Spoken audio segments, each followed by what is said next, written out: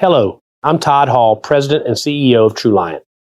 As we mark our 70th anniversary in 2022, we reflect on a rich history that would not be possible without the support of the great city of Winston-Salem.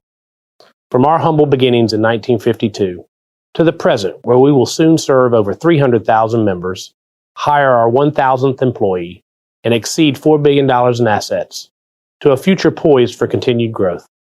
I am proud of the work we are doing together. True Lion is grateful for and remains committed to Winston-Salem and all of Forsyth County. Welcome to the Greater Conversations podcast. I'm Deetra Miller, the Director of Member Relations and Engagement at Greater Winston-Salem, Inc. We'll use this platform to showcase our local businesses, our community, and their stories.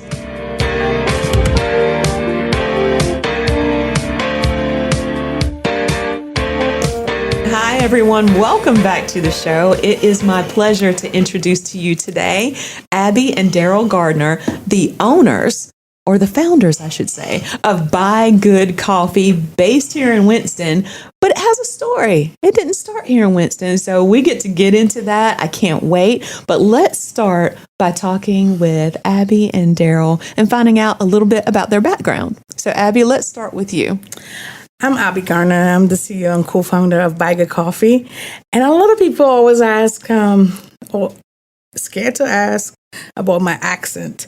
Where am I originally from? Or where is the accent from? I'm originally from Trinidad and Tobago. Nice. And that's in the Caribbean. For those who don't know, it's in the Caribbean, south of the Caribbean. Okay? Close to Venezuela, next to Venezuela. I'm trying to do my geography. Yes, and came to the United States like 25 or 26 years ago and found myself in Long Island and got with my husband, Darrell, and there the story went on. Love it. Got married and had our kids and stuff like that. Wow. And then we ventured off into coffee. Wow. Now, there's some more story behind that. We'll get into it. Yes. Now, you, Darrell, you're from New York. I'm from Hempstead, Long Island. Did a little growing up in Roanoke Rapids, North Carolina, the Garrisburg, Weldon area. Abbey says there's one blinking light there. There's one blinking light in Garrisburg. And, my family, my mother's from Danville, Virginia as well. And I did my undergrad at North Carolina Central University. Okay.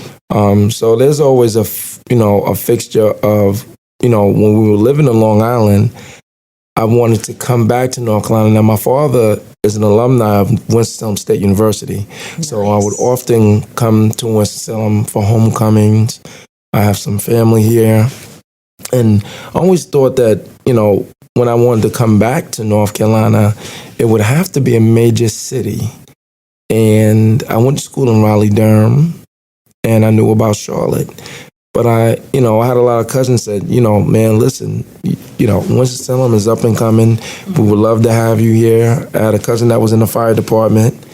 And Wayne told me, he said, I think it'd be a great place for you and your family.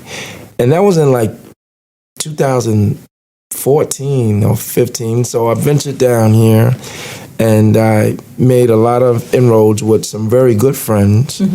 And with that being said, we met a friend by the name of Travis Waldron, who was in real estate.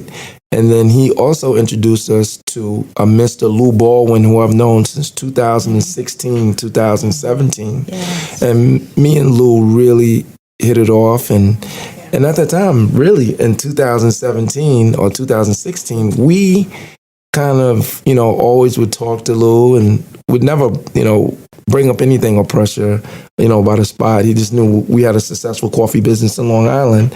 And I, loved the idea of coming back to North Carolina, to Winston-Salem, North Carolina.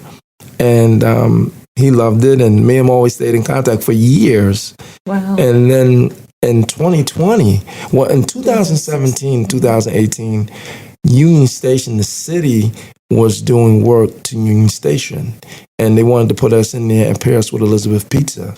But for some reason, that didn't pan out. And that building still sits there today with, I don't think, anyone is in there. And the city put millions of dollars into it. And then in March, and I think it was about February or March, when the pandemic in New York was really bad, probably wasn't bad here yet, Mr. Lou Baldwin gave me a call, and he says, I have a location for you. Wow. Yeah, he said he got a location for us. He says, can you get out of New York? Because I know the pandemic is really bad. Yeah. So I says, I think that was like a Tuesday. I said, I'll be down on a Friday. Yeah. You know, and when we came down on Friday, he says, make sure you bring your checkbook. Wow, that was quick. Okay. Because he wanted us in there. Because I think he had an opportunity to try the coffee, and he loved it so much, and he just wanted us there. And he knew that, you know, with talking with him for all the years, he realized that, you know, we really want to transition and come to Winston-Salem. And I fell in love with Winston-Salem because I have never been to the South, always in the New York area, and visiting Darrell's family, like in Roanoke Rapids, and his mom in Virginia. I thought the South was like real country. And I was like, when I got down in Virginia, I was like, oh, it's so nice here. And the people are so nice. So I was like, yeah, we got to move down here somehow, some way. But we never, you know, life in New York is really, really fast-paced compared to here. So you just do what you got to do and just keep doing it. And you're not even thinking, you know, but it's always in the back of our head that, you know, we want to move to Winston-Salem. Yes. And I always say Winston-Salem because I fell in love with Winston-Salem. And when we had the opportunity, we just went for it. That's awesome. We moved by fate, and we just went for it. When we saw the spot, I said to Darrell, I think it will work. And I love it here. We love it here. We want to, you know, continue to grow the kids here. So why not? Yeah. I love the connection that you guys have with Lou Baldwin. I love to know. I'm so glad that he like brought family. you in. He's like family to us. Wow. Yeah, like Lou is like family to us. And I believe that, you know, where we're at right now, we're comfortable. We love being there in Brookstown. Mm-hmm. And there's some other components we want to add to ByGood Coffee. But right now, our focus is mainly just, you know, staying in the motion of roasting specialty coffee. Abby has loose leaf tea line with ByGood teas. Mm-hmm. Her chai, we make some in-house syrups. Mm-hmm. And awesome. We consistently do this on an everyday basis. We are there from like 6:30, 7 o'clock in the morning, mm-hmm. and we sometimes don't get out of there till 8 o'clock at night. Or even later. Or even later. 2 in the morning. And sometimes 1, 2 o'clock in the morning, they have to come back. He's roasting, I'm doing all the, you know, chais and baking and all that stuff. There is some passion behind what you do. It's not just a coffee shop where somebody comes in and just grabs a cup of coffee that they could grab somewhere else. There's some passion behind it. Talk a little bit about your coffee and the roasting, because there aren't a whole lot of roasters in this area. Yeah, no, you're different. Yeah, it's different. Yes. So, you know, let me give you a little small education about coffee. So coffee was originated in Ethiopia. And by a goat herder. And, you know, coffee is a fruit. A lot of people don't realize that coffee is a fruit. It comes out of a cherry. And, you know, and it's different. It's processed different. So a lot of people don't realize that coffee, on a coffee farm, lots of things are grown around a coffee farm. Sometimes oranges, sometimes bananas, sometimes lemon and limes, sometimes cherry. Cocoa. Yeah. Lots of things, you know, other than just coffee being grown on the farm, there's other things that they grow around the farm. Fruit trees. And different fruit and stuff like that. Mm-hmm. And, you know, some, you know, guava, whatever. And those things the taste notes kind of derive from some of the things that are grown around the farm. And through sometimes get a hint through the soil to get the taste notes. And so coffee comes from 4 parts of this world. It comes from, in the United States, we do grow coffee too, but I'm going to focus on the 4 places that it comes from. It comes from Central America, also Mexico and Panama, but Central America, parts of South America, East Africa, and South Asia, New Pacific. So let's break down some of the countries real quick. Central America, you have Honduras, Costa Rica, Guatemala, El Salvador, Nicaragua, Honduras. Majority of the countries in Central America does coffee. Mexico has some really great scores as well, and Panama has exceptionally really high scores of coffee coming out of Panama. Now, also when you get down to South America, all of South America does not produce coffee. Brazil, Colombia, Peru, and Ecuador. So you have a lot of great scores coming out of Brazil and Colombia and Peru. Now you have a lot of good stores that are coming out of Ecuador. Now, the rest of South America is known, some of it is known for red wine, some of it is known for cacao. And so that's where a lot of your coffee is kind of sourced from in South America. Then when we get over to East Africa, you have Ethiopia, Kenya, Tanzania, Uganda, the DR of Congo, and you also have Burundi. And I believe, am I have touched on all my bases? Yeah, and then over in Indonesia, you have everything. You have Vietnam, you have Australia, you have Indonesia, you have Sumatra is in Indonesia. Yeah. So that's South Asia, New Pacific area is a lot of good coffee. Papua New Guinea as well. Wow. And so coffee is grown between the Tropic of Cancer and Capricorn along the line of the equator, some near volcanoes, which is really, you get what we call great scores in the higher elevations of where coffee in the mountains, where it comes from. Okay. And now you have two processes of coffee, and I'm just going to keep it really simple. You have a washed coffee where the coffee bean is actually comes out of the cherry, and then it goes through a washing process.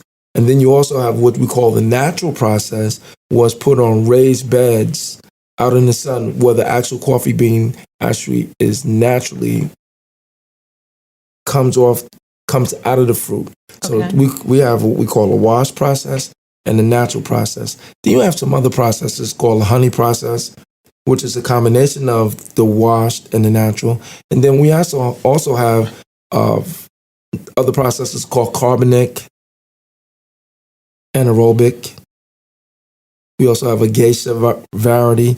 Now you're going up in price in different processes that are very high end. And the coffee is scored from, specialty coffee is scored between 84 and let's say 97. It's rated just like red wine. Okay. And so coffee in itself, specialty coffee starts at 84. We bring in coffee at the 84, 85 point to about 90, 91.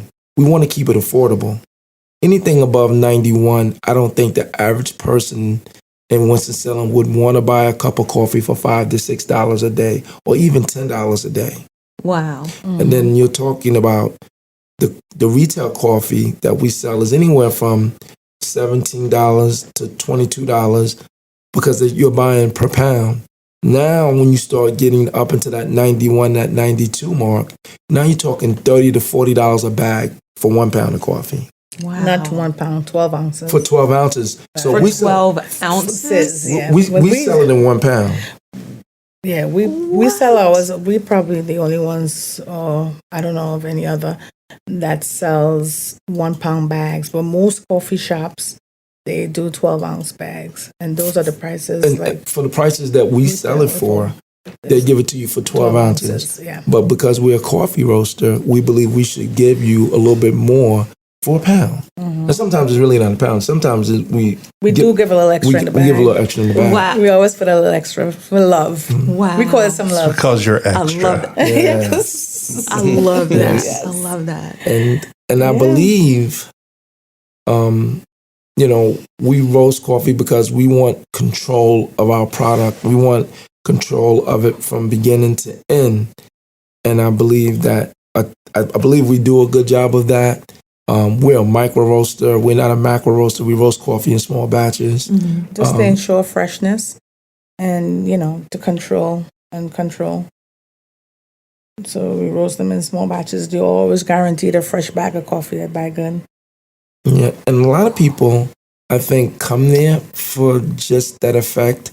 And I often tell us and our daughters that you can have the best product in the world, but it is about the product, but it's not about the product. It's about the people who are behind the product. We treat you nice as if you're family. Yeah. We are in the people business. We are not in, we can say we're in the coffee business, but we are in the people business, and we treat people nice every day. We allow dogs, we allow people to bring in dogs. And they come for their special cappuccino cups. Oh, that's their sweet. pup cups. Yeah. And it's so funny that they can't even wait for it. They put their little paws up on the counter, jumping, waiting. Yeah. And some of the customers, like, if they're not coming in, they're passing and walking their dogs.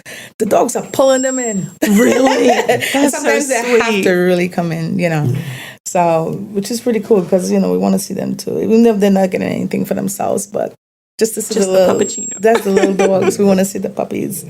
Yeah. That's awesome. You guys are so rooted in the community. You do love people and you love community. Yeah. I believe it wasn't too long ago, just a few months ago, you guys were awarded something through the Arts Council. Oh, yes. When I'll tell you a little bit about that.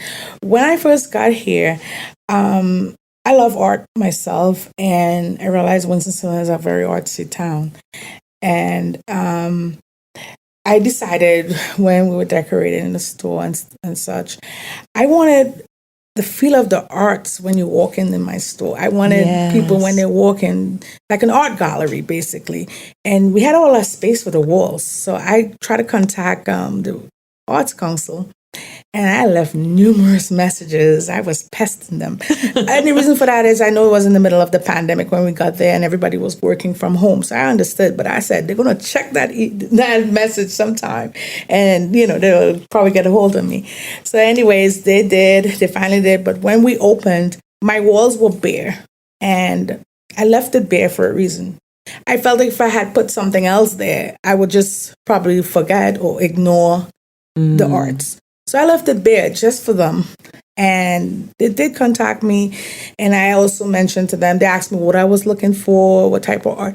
I said, every type of art. I want diversity because where I'm from is all about diversity. And and that's what I received when I got the art. I got to meet the artists and get to know their stories behind their art, just like our story behind our art, which we say is an art because, making coffee is an art. Yes. You know what I mean? So anyways, we did get all the local artists to come in, and I push their art every day. People come in, they look at the art on the wall, and they buy them. People from out of state, Florida, people come from sometimes all around the world ask me if they could wrap it up and, and if I can mail it out, or they'll try to travel with it. So, and people buy the art, which is amazing. And, just the features, because some of the artists right here in Winston, that's all they depend on. Yes. That's how they make their money. And by pushing it kind of helps them, you know what I mean? And then when I was selling, I remember with the first wave, when we got there, the art was it wasn't really doing too well because of a lot of people wasn't coming into the store, but we had something called Swipe Buy. Yes. Where you could order online and we would run it out. And a lot of people wasn't seeing the art. And I was like, the art is starving. These people need this money. How can I help them? So I came up with a little idea for the second wave when people started coming in and, and still having, the distance and so forth. And I decided to do a pop-up art. And I said, you know what? On a Sunday, we close at 1 at a time. And I said, Delicios they are closed. Wooden Thread is closed. The hair salon is closed. So we have all that space. So maybe I could let them set up some booths for free. I said for free. So we get all these artists from all over. I think it was the Triad. They reached out and they set up their booths. And when they heard it for free, they couldn't believe, like, free? I was like, yes, for free. They said most of the places that they go, they have to pay for their table. They have to pay to set up their booths, and they don't even make their money back sometimes. So when they heard for free, everybody jumped on it, and I thought it was amazing. And they came over, it was phenomenal. Everybody had a good time. Even I begged the local community, everyone, please come on and support the art. Yes. And, and at the time, everybody with their mask and everybody did the social distancing was really, really nice. It turned out really, really nice. So we decided to continue to do it. And that year, we did one in February, one in May, and then we did one in the fall. And we just had one this year. You did? Yes, Nice. which was phenomenal again. A lot of people showed up again, and a lot of vendors, and they loved it. That's so awesome. the next one we might have will be in September for fall. That is awesome. I love that. And, it's bringing communities together. I love it. And everybody is like so happy just to support, no matter what, an earring that someone made or even like a picture, whatever, clothing people make from scratch, handbags, all that stuff. It's so beautiful. You're supporting the arts, and in turn, people are supporting your art of roasting and making wonderful coffee. Yes. However, there's something else you're doing that's artsy that we haven't talked about yet. And to find out what that is, you have to listen to the next episode with Darrell and Abby, number 45. Don't worry. We're releasing them at the same time, so you don't have to wait. Just jump on over to episode 45. We'll see you there. We know you enjoyed this podcast today, so join us for the next episode of Greater Conversations. By the way, you can follow us on social media. We're on Facebook, Instagram, Twitter, and LinkedIn. Be sure to smash that subscribe button. Also, be sure to visit our website at winstonsalem.com. The views and opinions stated in this podcast are solely those of the contributors and not necessarily those of our sponsors, distributors, or hosting companies. This podcast is copyrighted and cannot be reproduced without expressed written consent of Greater Winston-Salem, Inc. or your toast.